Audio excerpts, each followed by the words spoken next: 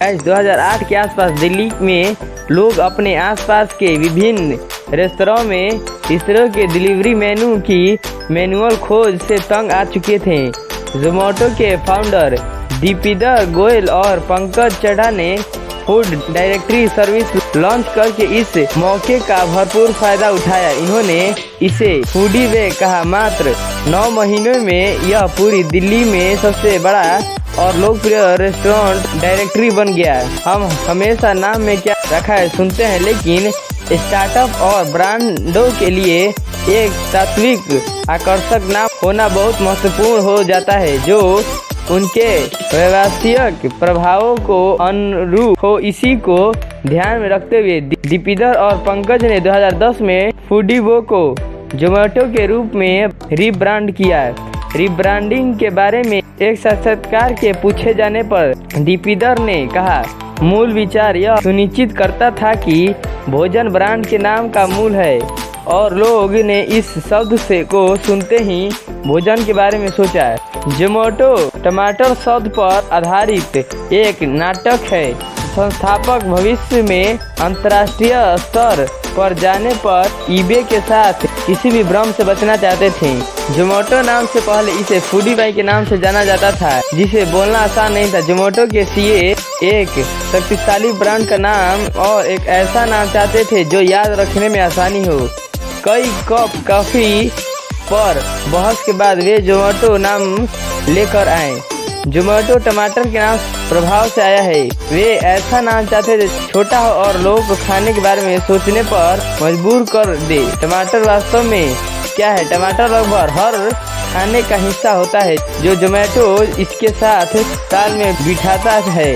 इसके अलावा फूडी वे ईबे की तरह लग रहा था, इसलिए सीईओ ईबे के साथ कोई भ्रम नहीं चाहते थे और नाम बदलकर जोमेटो कर दिया गया। हर कोई जानता है कि जोमेटो एक फूड डिलीवरी ऐप है जिस पर आप किसी खाद्य रेस्टोरेंट से अपना खाद्य ऑर्डर कर सकते हैं और आपको ऑर्डर मिल जाएगा।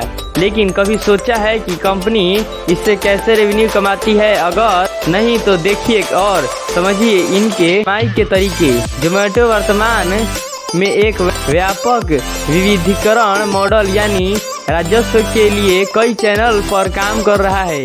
ये विभिन्न चैनल है जिसके माध्यम से यह राजस्व अर्जित करता है। यहाँ मुख्य बात विज्ञापन है।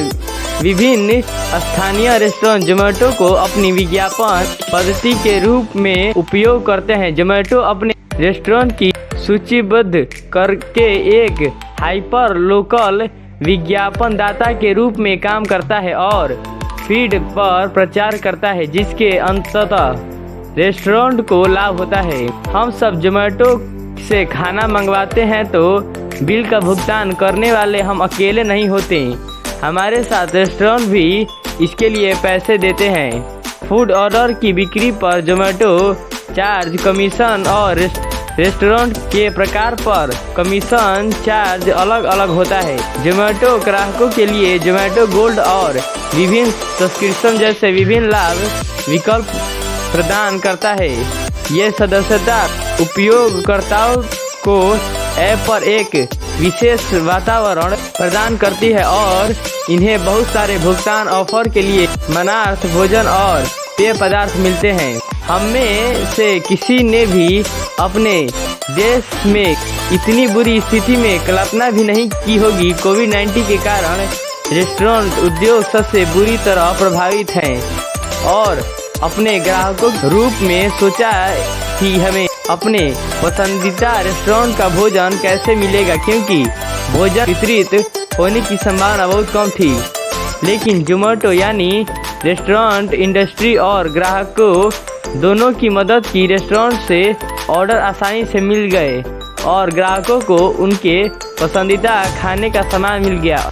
ऐसी आवश्यकताओं को पूरा करने के लिए जोमेटो द्वारा उठाए गए कदम इस प्रकार के कॉन्टैक्टलेस डिलीवरी पैकेज को घरों से बाहर छोड़कर और कैश ऑन डिलीवरी COD को अक्षम करना, ताकि ग्राहकों और डिलीवरी व्यक्तियों के बीच संपर्क से बचा जा सके।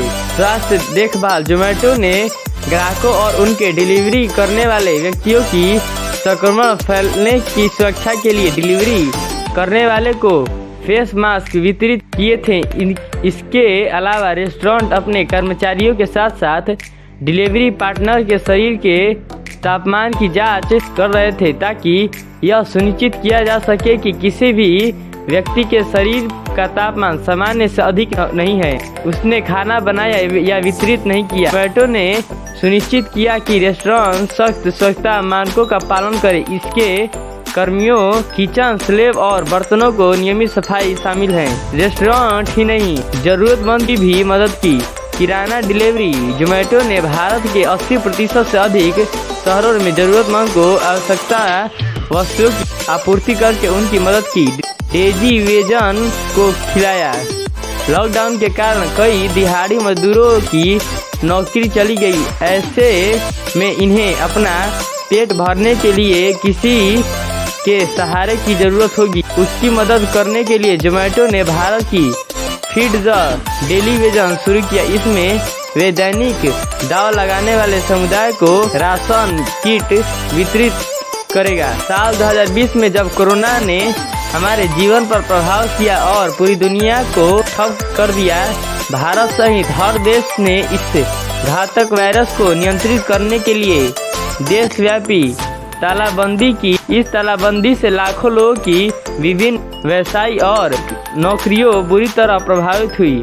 लॉकडाउन के बीच जोमैटो ने 13% कर्मचारियों को अपनी कंपनी से निकालने का फैसला किया। उन्होंने यह भी घोषणा की कि लॉकडाउन में उनकी लागत में कमी की रणनीति के अनुसार शेष कर्मचारियों में वेतन में 50% की कटौती की जाएगी। साथ ही जोमैटो के सीईओ दीपिंदर गोयल ने कहा कि हमारी कंपनी का कारोबार कोविड-19 से बुरी तरह प्रभावित हुआ था और यह अनुमान लगाया गया है कि अगले 6 से 12 महीनों में रेस्टोरेंट उद्योग 25 से 40% तक सिकुड़ सकता है। क्या आपने कभी सोचा है कि जोमैटो के एक ऑर्डर के लिए भुगतान की गई सबसे अधिक राशि क्या है?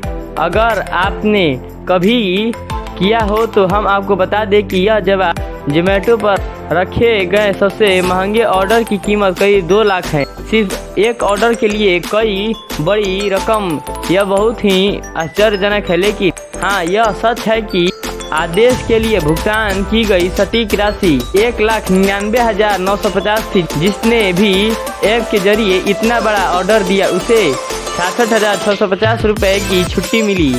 उसने सही काम किया, क्योंकि अगर उसने किसी दुकान से ऑर्डर किया तो वह इतनी बड़ी छूट नहीं ले सकता था। एक भारतीय स्टार्टअप होने के नाते ज़्यादातर लोग सोच सकते हैं कि जोमैटो केवल भारत में काम करता है।